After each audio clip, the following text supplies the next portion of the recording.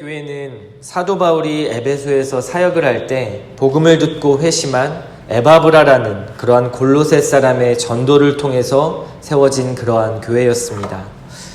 사도는 골로새서를 쓰기 전에 이 교회를 방문한 적은 없지만 에바브로를 통해서 골로새 교회에 대한 소식을 듣게 됩니다.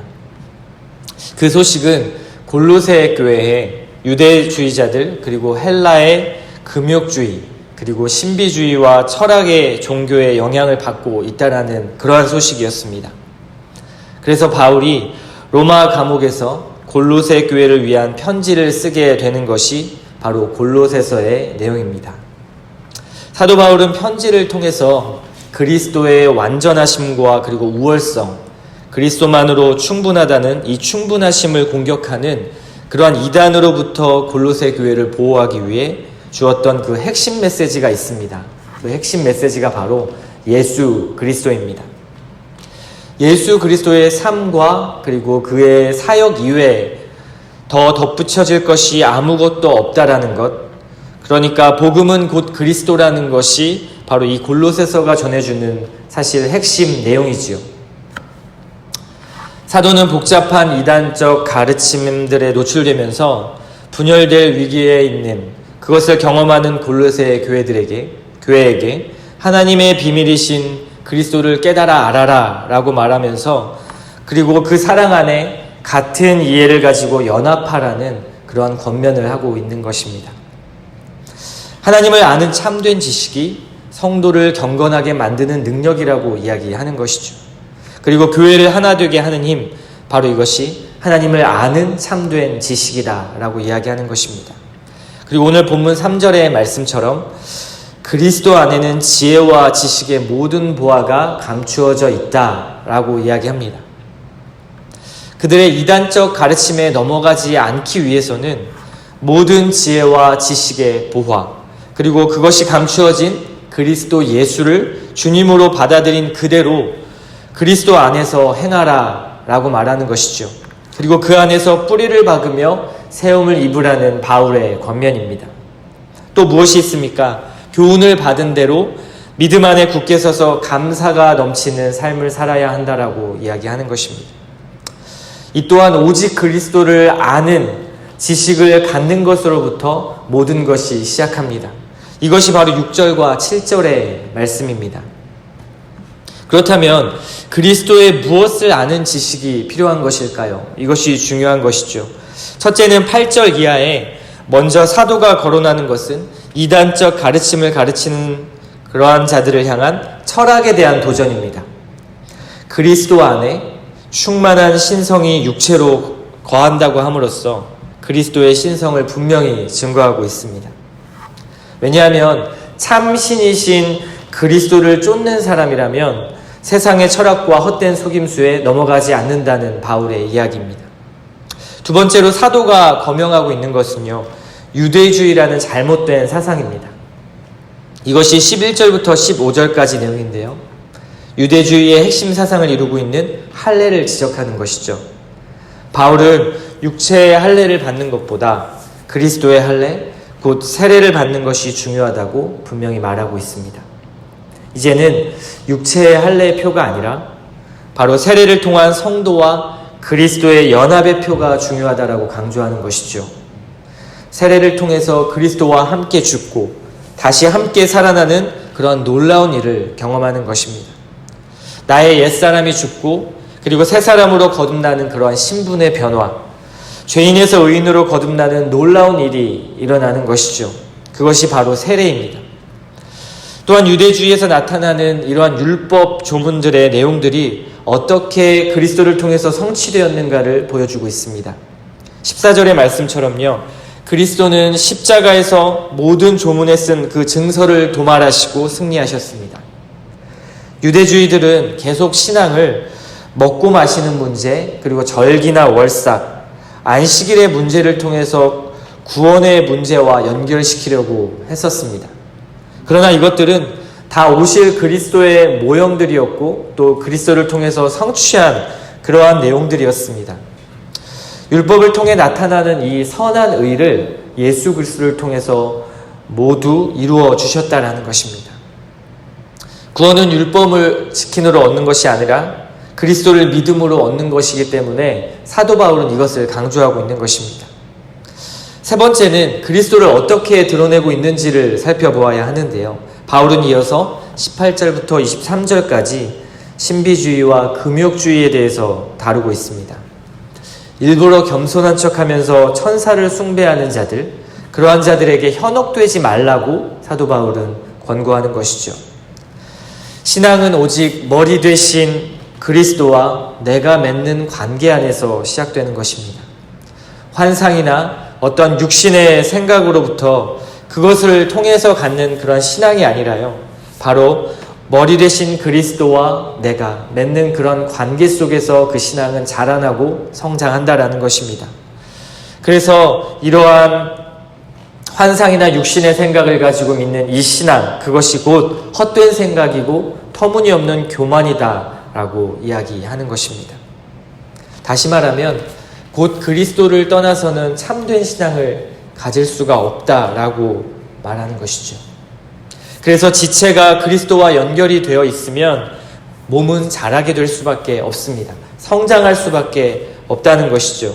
이와 같이 그리스도와 함께 죽은 자들은, 그리고 다시 산 자들은 오늘 본문 20절의 말씀처럼 세상의 가치 그리고 진리를 벗어난 일에서 떠난 자들입니다.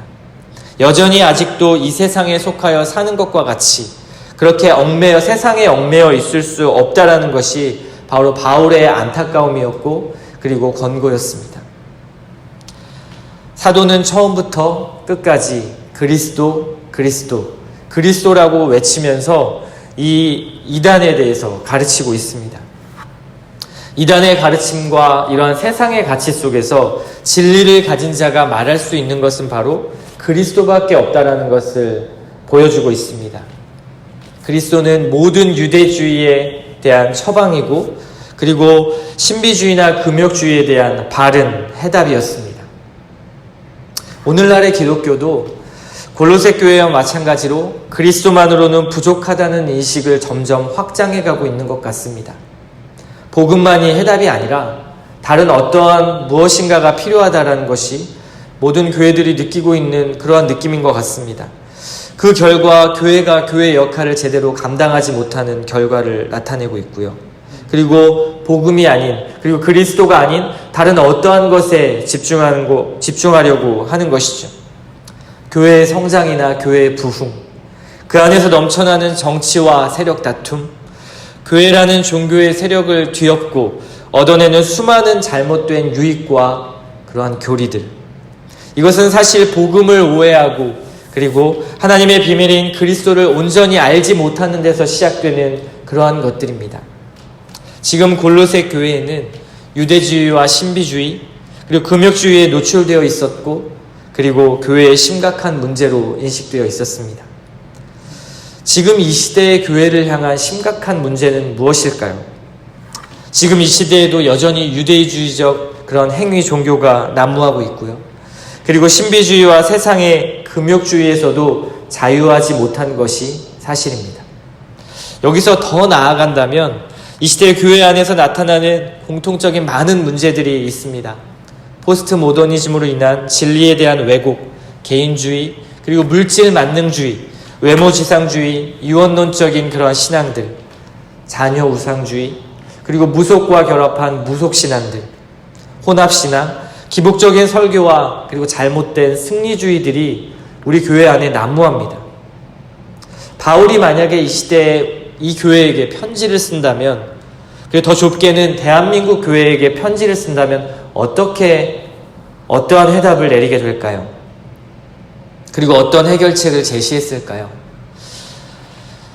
제 생각에는 시대와 문제는 다를 수 있지만 분명히 바울의 결론은 이 골로새 교회에게 내렸던 해답과 같이 예수 그리스도를 통해 나타난 복음을 제시했으리라 생각합니다. 저는 이것을 확신합니다. 왜냐하면 예수 그리스도가 누구신지, 그리고 그분의 행하심과 그리고 그분의 마음을 알아갈 때, 그리고 그것을 경험할 때 교회의 모든 위험으로부터 안전하다라는 것이 바로 성경의 말씀이기 때문입니다. 이것은 창조부터 변함없는 진리이고 온 세대를 아우르는 변함없는 진리이기 때문에 그렇습니다.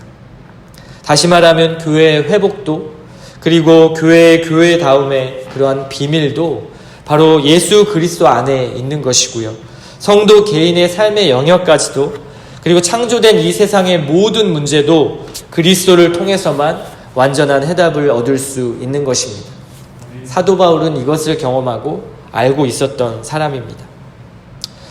그리스도를 떠난 설교, 그리고 그리스도를 떠난 교회와 복음으로 정의되는 그런 이 시대의 교회의 문제는 사실 그리스도를 완전히 말하지 않는다거나 부인하는 것이 아니라요, 그리스도 외에 어떤 것을 조금 더 첨가하는 것입니다. 그리스도만으로 충분하지 않다라는 것, 그것이 문제인 것이죠.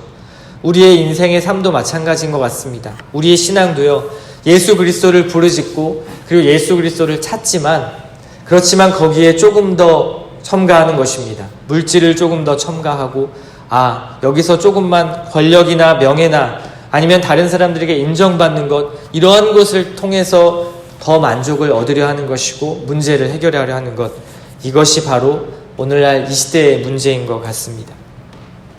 과연 이러한 가치 속에서 어떻게 교회는 죽어가는 세상을 구원하는 방주의 역할을 할 수 있고 또 세상의 빛과 소금이 될 수 있을까요?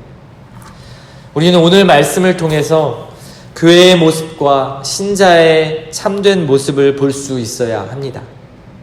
바로 골로새서의 핵심, 이것은 오직 그리스도라는 사실, 그리고 성경의 핵심도 구약부터 신약까지 모두 예수 그리스도를 향하고 있다는 것을 기억해야 할 것입니다. 구원의 비밀도, 영생의 비밀도, 그리고 신자의 삶과 모든 고난의 비밀도, 인생에 풀리지 않는 어려움과 아픔도, 모든 세상의 영역의 비밀도 예수 그리스도 안에 답이 있다는 것을 우리가 기억해야 할 것입니다.